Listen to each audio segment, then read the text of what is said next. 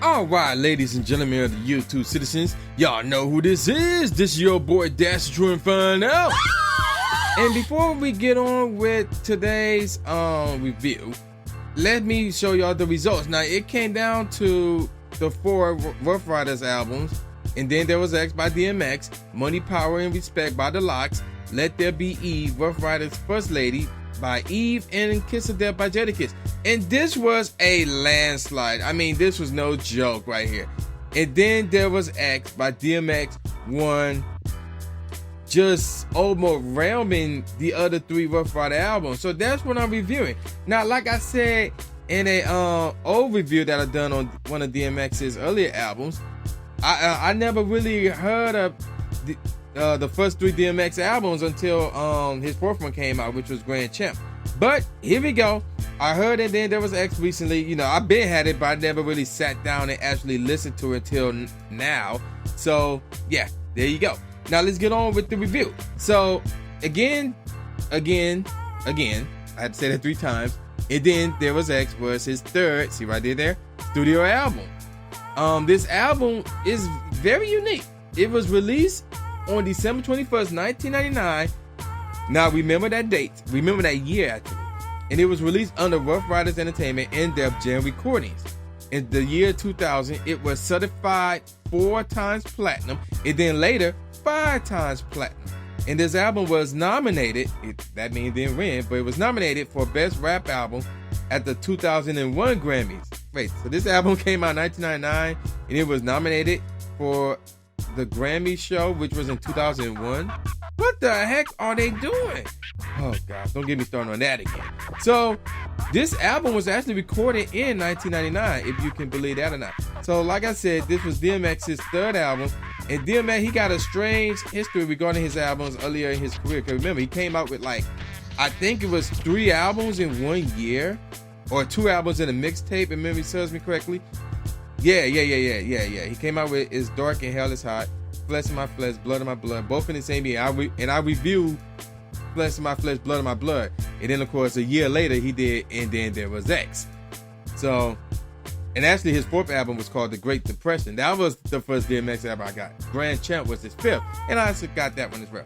But anywho, though, let's get on with the tracks. Well, actually, no, let me give you some charts about this album. This album was number 1 in the U.S. Billboard 200. It was number 1 in the top R&B hip-hop albums and 6th in the Canadian albums. Now, there's 18 tracks in this album, but 4 of them, unfortunately, are skits, which means I can only give you a top 3, not a top 5. So the first track is called The Kennel, and you know that's one of the 4 skits, followed by One More Road to Cross, and I'll get more on that beat, on that track rather later, followed by The Professional. Okay, again, more on that track later. The next track was Fame, followed by A Lot to Learn. Then we got Here We Go Again, followed by Party Up in Here. Y'all should know that one. Followed by Make a Move. Then the 9th track, again, y'all should know this one. What These Bitches Want featuring Cisco. Then, again, you should know this one as well. What's My Name with a question mark.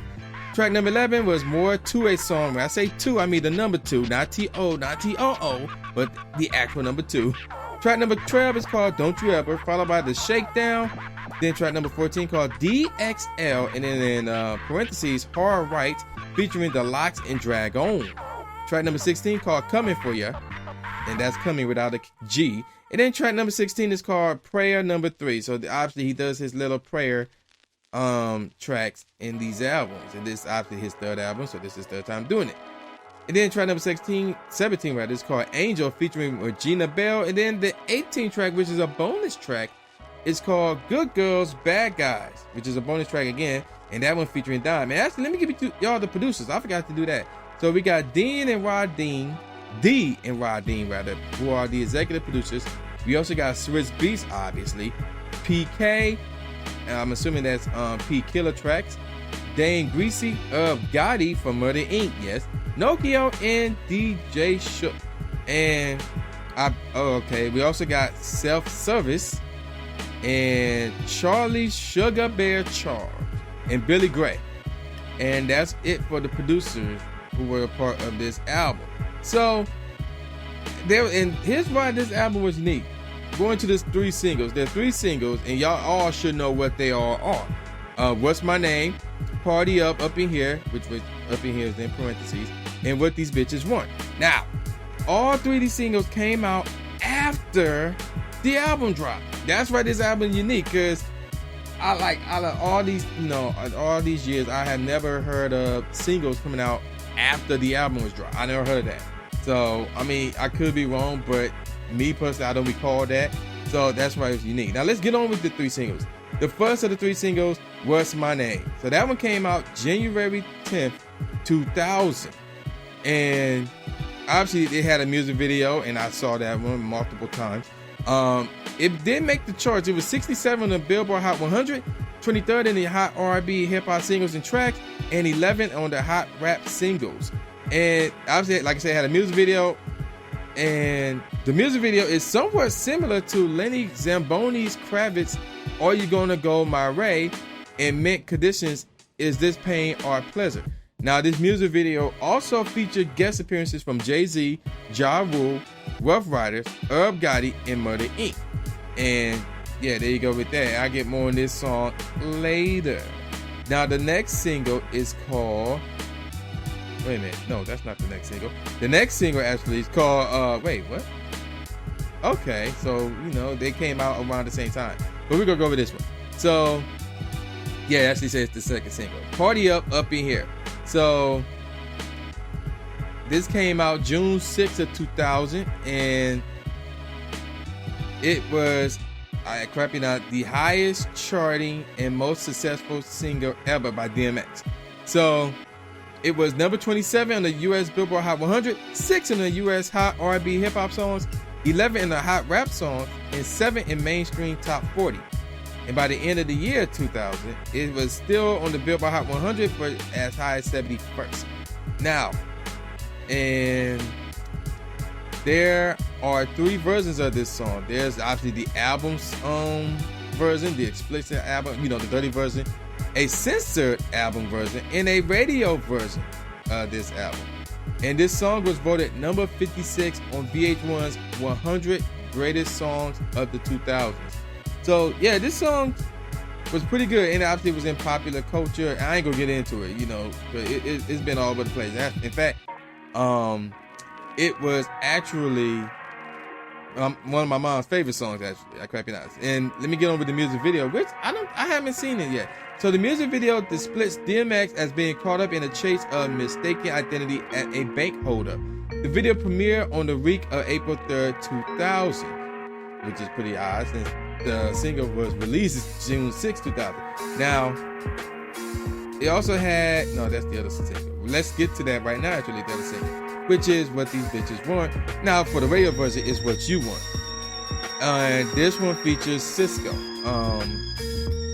And this single came out June the 13th, same year, 2000. And the subject matter of this song is past women in DMX's life. So, and believe it or not, this song was billed on the front cover as the biggest in rap meets the biggest in R&B. And there was a music video for this song as well. I have seen a music video. Nothing special. Anywho, it was 49th on the Billboard Hot 100, 11th on the Hot R&B Hip Hop Songs, and 29th on the, what? I can never pronounce this word.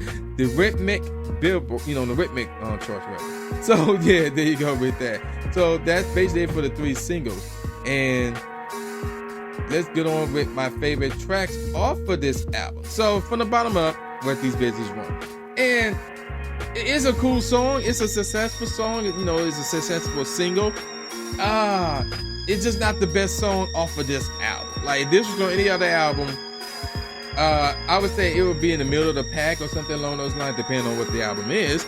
But on this particular album, I have to say this is the worst song off of this album. Not saying it's a bad song. It's just not a great song, And then after that, we got One More Road Across.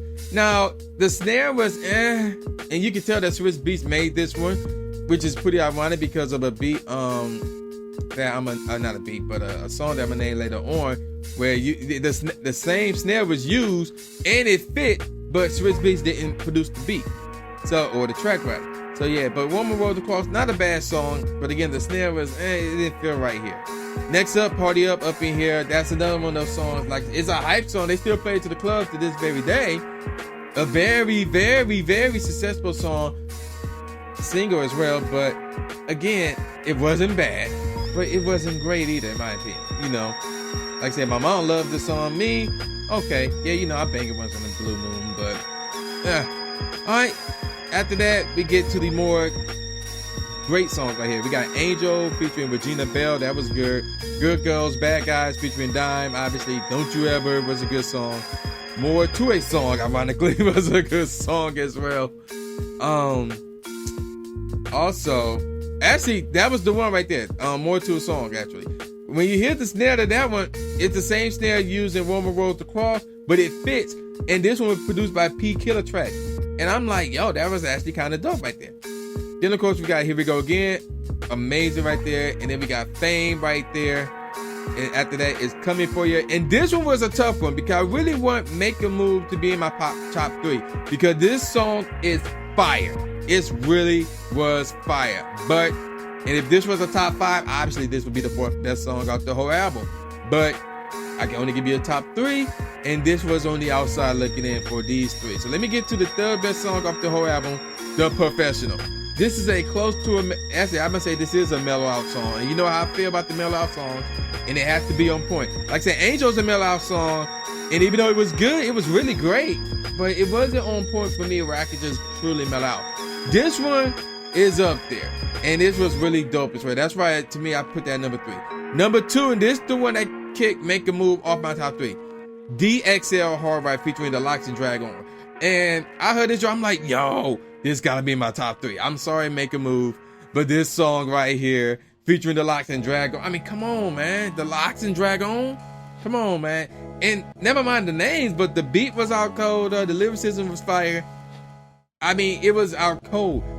Clearly the 2nd best track off the whole album. And the 1st best track off the album, obviously, What's My Name? That joint, every time I hear that joint, it's one of them hype joints, man. You can't help it, but you gotta be like just moving. Now, I'm gonna say grooving because it's not that type of song, but you gotta get hype, you gotta get crunk or whatever, not crunk, but you gotta get hype or whatever, dog. That What's My Name joint, man, is simply fire. The best track off the whole album. The first single off the, good choice to pick this as a single. Love the music video as well. Joint is out cold. And this was actually produced by Self Service and Irv Gotti. So one of the 2 tracks produced by Irv Gotti, the other one being Angel. So yeah, there you go with that. Now let's get on with the professional ratings. All Music gave it 4 out of 5 stars. The Daily Vote gave it a B+. Entertainment Weekly gave it an A-. Q gave it a 4 out of 5 stars. What else? There's more.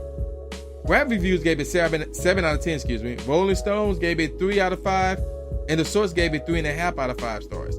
So, what do I think about this album? Now, like I said, the first 3 DMX albums I have not heard until like this year or within the last year, something along those lines. So I have to admit, I missed out when they first came out. Now, as far as what was DMX's best album, I heard it came down to this and It's Dark and Hell Is Hot. And I have to say, it's a tough one between, cause I really haven't listened to It's Dark and Hell Is Hot like that. But, and then there was that, it was really, really good. It got so many great songs. It was successful because it went platinum 4 times and then 5 times. You know, the singles was on point for the most part. And there was so many great songs on here. And I have to give this album a 4.25 out of 5. And I'm going to say that even though it's not physically in my collection, I may have to change that. It should be physically in your collection. You should go out and physically buy this album and have it in your collection. It's that good. It really is. So yeah, there you go with that. And this is a unique album because it came out before the singles ever dropped. And it's just proof that back in the late 90s, early 2000s, when it came to Def Jam, it was DMX, Ja Rule, and Jay-Z who was running things, especially DMX and Jay-Z, without question. But this is one of the reasons why DMX ran it back then. And then there was X was out cold. 4.25 out of 5. Go out and physically buy a copy of this album. Now, with all that out the way, what's our review next week? Well, we're moving on from Rough Riders to Rockefeller. So here's your choices. Under Rockefeller, these 4 albums came out, and the choices are The Becoming by Beanie Siegel, Made, M-A-D-E, which is an acronym, by the way, by Memphis Bleak, Purple Haze by Cameron, and DJ Clue with The Professional 2. So yeah, those are your 4 choices. The Becoming, M-A-D-E, Purple Haze, and The Professional 2. And you can only vote on my through Twitter and on Facebook. Those are the only ways you can vote what Rockefeller album I should review next week. So yeah, man, with all that out the way, y'all know who this is. This is the new Jay Gatsby, aka the new Stephen A. Smith, saying peace out, y'all, and see y'all next time. Oh!